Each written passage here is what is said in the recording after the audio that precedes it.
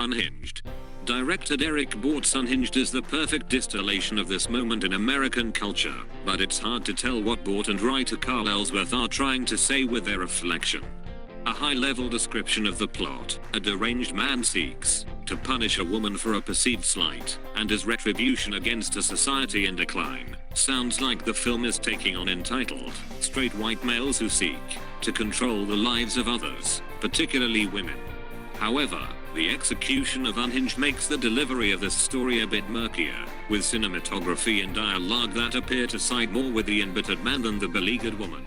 Thus, how one is viewing the United States at this moment will probably influence which character they identify as the hero, or at least the one with whom they sympathize the most. Rachel, Karen Pistorius, is barely surviving. Her impending divorce is getting increasingly messy. Her deadbeat brother, Austin P. McKenzie, and his girlfriend, Julie Joyner, are living in her house without paying rent or helping with the mounting bills, and after losing her salon, she must now race across town for her few remaining clients. Rachel's son, Kyle, Gabriel Bateman, is trying to be understanding, but is frustrated when he's constantly tardy to school, or trying to navigate the minefield of his parents' separation. While running late one day, Rachel honks at the truck in front of her when it remains still at a green light. That beep upsets the driver, Russell Crowe, who then sets out to show Rachel what a bad day really looks like. The pitch for Unhinged is pretty straightforward. It's Steven Spielberg's Duel meets Joel Schumacher's Falling Down. A man believes that he lives in an increasingly insane world and goes to drastic measures to prove his point, mostly with horrific violence in pursuit of some incoherent morality. Another influence appears to be Alan Moore and Brian Bolland's Batman, The Killing Joke, in which the Joker seeks to prove that everyone is one bad day away from turning into someone like him. If audiences are familiar with these three references, albeit with more plot reliance on cell phones, they will basically get where Unhinged is going. To Borte's credit, there are true moments of dread and suspense thanks to the performances and some carefully crafted editing. Instead of the multiple quick cuts or jarring shaky cam found in other action films, which are meant to instill panic and communicate intensity, but only look ridiculous, Unhinged depicts the opposing forces in intelligently planned compositions. Crowe is intimidating as a man at the end of the line, and feeling left behind by a world that refuses to give him what he believes he deserves, while Pistorius' performance feels truly authentic as a woman out of her element in dealing with this rageful juggernaut.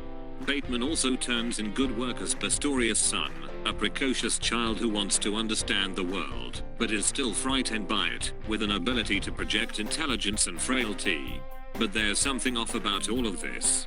After a scene where Crowe unleashes a fit of violence, which feels very similar to the 2008 Australian film The Horseman, there is a title sequence montage that juxtaposes increasing stress levels with the superficiality of social media and talk show pleasantries. That's all fine, but it also asserts that there's widespread unemployment and no money for police officers, and that's why such lawlessness and road rage is running rampant, all while images of protesters throwing tear gas canisters and cops restraining suspects flash across the screen. Depending on how one views the events of the past few months, that is either very tone-deaf and incorrect, or it's finally telling it like it is. The bigger issue with Unhinged is the imbalanced power dynamic between Crowe's character, who is never given a name, and Rachel. Crowe has all the best lines, including multiple action movie type quips and dramatic musical cues whenever he does something badass. Meanwhile, Rachel is constantly panicked, throwing up over anxiety, scrambling to find stuff in her car, and almost always at a loss for what to do.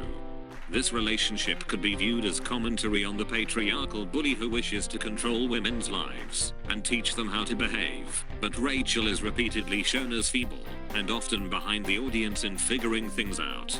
The blocking in most shots favors Crowe, again to underscore his brutal power, but there's no moment where that is undermined through physical space in the frame. When he attacks innocent people, it's clearly vicious, but also captured without deglamorizing it. It's been said that it's impossible to make an anti-war film that shows the battles. The argument is that such things are inherently visually interesting and dramatically engaging. This applies to the horrific violence on display in Unhinged. Crowe is very much the protagonist of the film, the character who moves the plot forward, while Rachel is very much the antagonist, as she is trying to stop the story that Crowe wants to tell. It's fine to have an evil person as the protagonist, but there also needs to be a sense that the opposition is a somewhat worthy match, if only occasionally. From a technical and story standpoint, Unhinged is fairly well done. Borte's film has more than a few effectively suspenseful sequences along with flashes of inventive brutality and some strong performances.